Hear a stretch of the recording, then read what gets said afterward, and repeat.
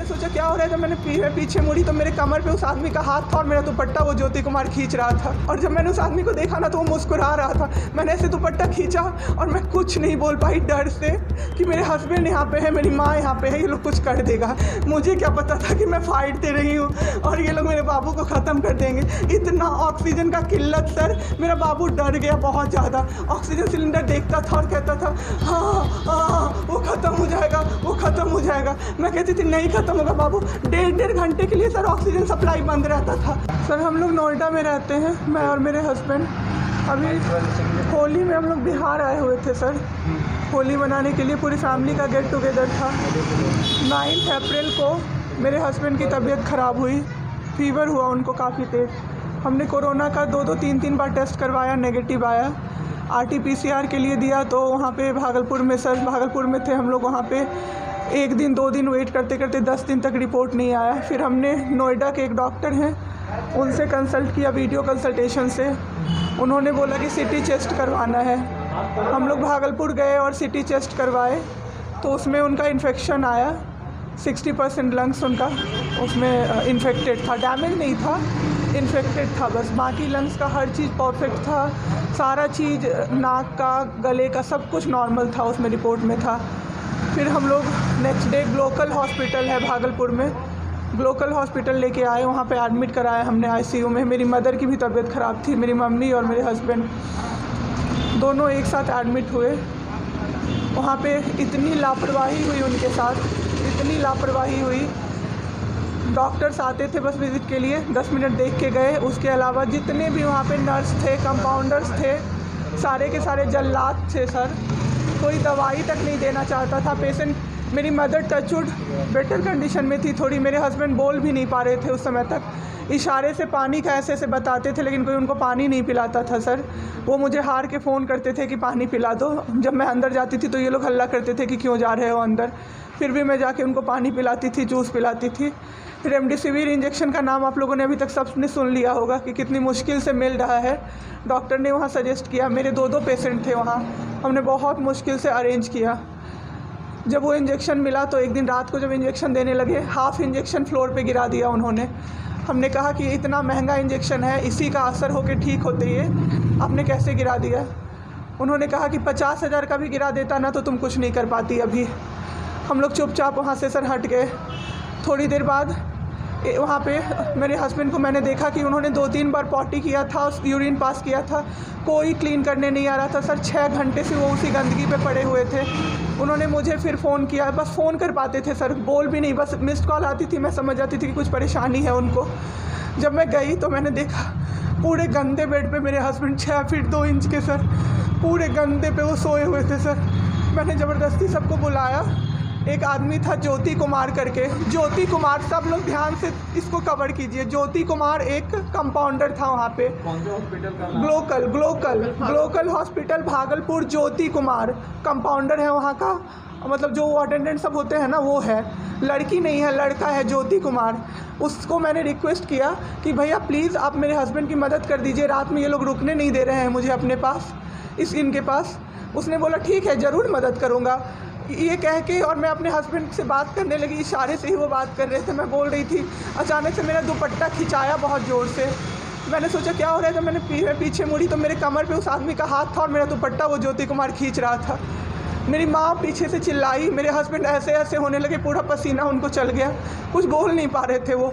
जब हम लोग ठीक थे ना, मैं बाहर निकलती थी ना, कोई मुझे ऐसे देखता था ना नॉर्मली ही तो कहते थे आँख निकाल लूँगा, क्या सोच के इसको देख रहे हो। और मेरे हस्बैंड उस दिन बेड पे पड़े हुए देखते रहे कि मेरी वाइफ का कोई दुपट्टा खींच रहा है। और जब मैंने उस आदमी को देखा ना तो वो मुस्कुरा रहा था। मैंने ऐसे दुपट्टा खींचा और मैं कुछ नहीं बोल पाई डर से कि मेरे हस्बैंड यहाँ पे है, मेरी माँ यहाँ पे है, ये लोग कुछ कर देगा।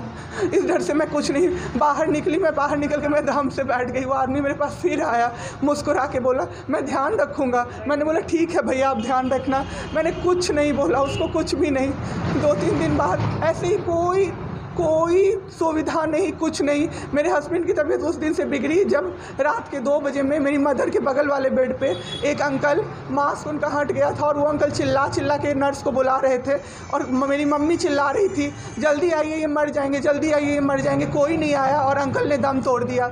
ऐसे 3-4 लोग उस 2-3 दिन के अंदर दम तोड़े हैं बिना केयर के, बिना नर्स के आए। सारी नर्स टेबल कुर्सी लगा के सो जाती थी, कहती थी पागल हो गए हैं हम ही, अब मर जाएंगे इस कोरोना के चक्कर में, अब तो क्यों जॉब कर रहे हो, छोड़ दो, आपकी जगह कोई और आ जाएगा।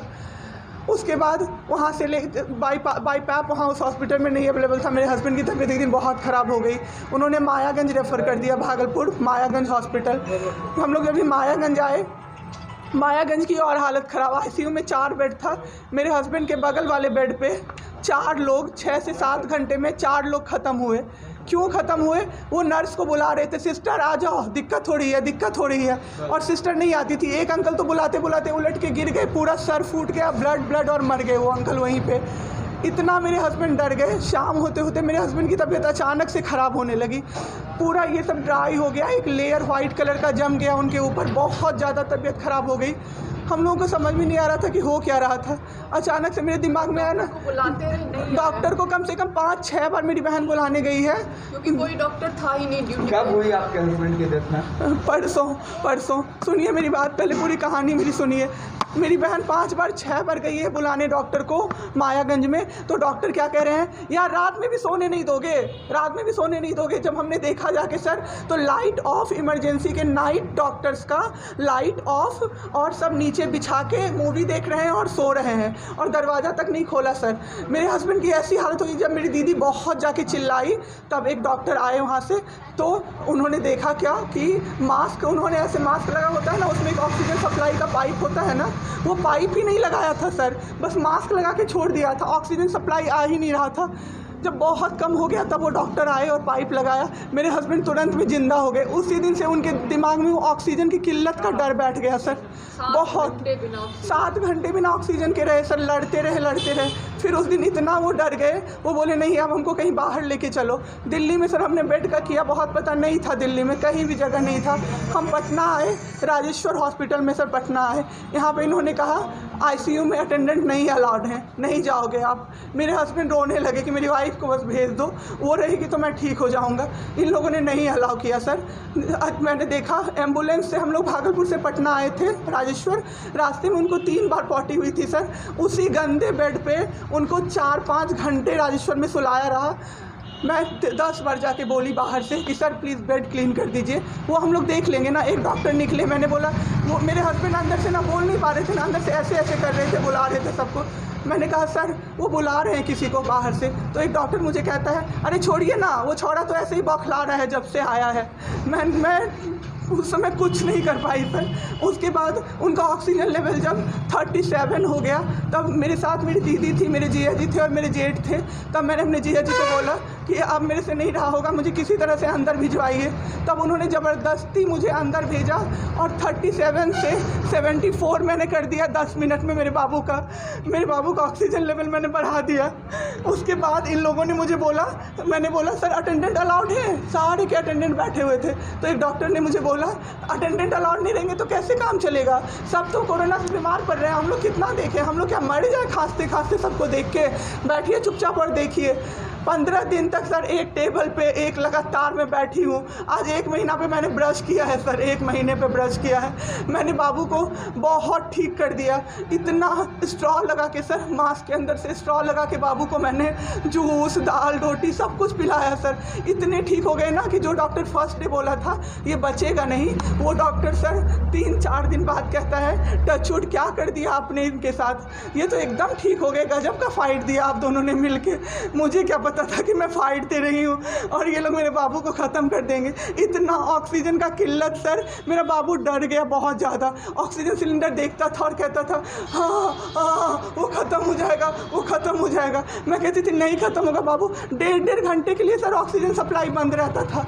बाद में हमें पता चला ये लोग ब्लैक मार्केटिंग कर रहे हैं अंदर में ऑक्सीजन सिलेंडर का। जो अस्पताल वाले हैं ना, वो ऑक्सीजन सप्लाई बंद कर देते थे ताकि बेचैन होके लोग खरीदें उन्हीं से। हम भी खरीदे सर, मैंने भी खरीदा, क्या क्या करते, हमें भी तो चाहिए था।